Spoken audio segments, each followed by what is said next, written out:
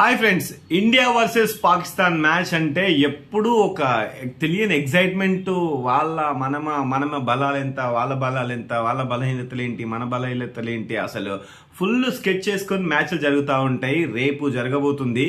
Group ఏలో పాకిస్తాన్ 2 మ్యాచ్లు గెలిచింది. నెదర్లాండ్ అలాగే యుఎస్ఏతో 2 మ్యాచ్లు గెలిచి ఇప్పుడు మనతో ఆడబోతుంది. అలాగే ఇండియా కూడా నమీబియాతో అలాగే యుఎస్ఏతో 2 మ్యాచ్లు మనం వరుసగా గెలిచినాం. పర్ఫార్మెన్స్ అనుకున్నంత స్టార్టింగ్ పర్ఫార్మెన్స్ అయితే రాలేదు.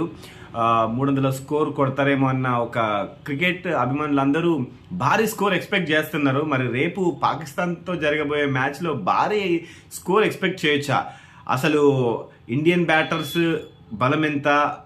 పాకిస్తాన్ బ్యాటర్స్లో బాబర్ అజమ్ ఫామ్లోకి లాస్ట్ మ్యాచ్లో చూసుకుంటే యుఎస్ఏతో మంచి ఫామ్లోకి వచ్చాడు, టచ్లోకి వచ్చాడు అనిపించింది.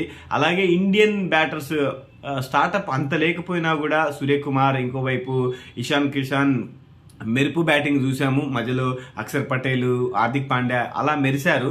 పాకిస్తాన్లో కూడా సూపర్ బ్యాటర్స్ ఉన్నారు. పాకిస్తాన్ ఎప్పుడు బలం ఏముంటుందంటే మనం బౌలింగ్ అటాక్ చాలా బాగుంటుంది. ఇక మన ఇండియన్ బౌలింగ్ అటాక్ గురించి మనం మాటలో చెప్పలేము. ఎందుకంటే బూమ్ బూమ్ బూమ్ బుమ్రా ఉన్నాడు, మొహమ్మద్ సిరాజ్ ఉన్నాడు, అక్షర్ పటేల్ ఉన్నాడు, హార్దిక్ పాండ్యా ఉన్నాడు.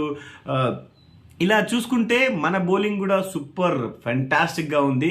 రేపటి మ్యాచ్లో ఎవరు యాజ్ యూజువల్గా ఇండియానే, అంటే ఇప్పటివరకు ఆడిన వరల్డ్ కప్ 8 మ్యాచ్లో మనం 8 మ్యాచెస్ గెలిచాము, వాళ్ళు 1 గెలిచారు. మనం గెలుస్తామా, వాళ్ళు గెలుస్తారా? అసలు మ్యాచ్ రేపు దట్టు శివరాత్రి కాబట్టి శివరాత్రి రోజు అందరికీ జాగరణ. ఈ మ్యాచ్ ఒక రసోత్తరమైన ఒకవైపు భక్తి, ఇంకోవైపు మ్యాచ్ని కూడా అంతే ఇంట్రెస్ట్గా చూస్తాం కాబట్టి మీరెవరు గెలుస్తారు? పాకిస్తాన్ని మనం ఏ రేంజ్లో బీట్ చేయబోతున్నాము, ఏ రేంజ్లో ఓడించబోతున్నాము అనేది చూద్దాం. రేపటి మ్యాచ్లో ఎవరు బాగా ఆడతారు? సంజు శాంసన్ టచ్లోకి వచ్చాడు, సంజు శాంసన్ ఆడతాడా?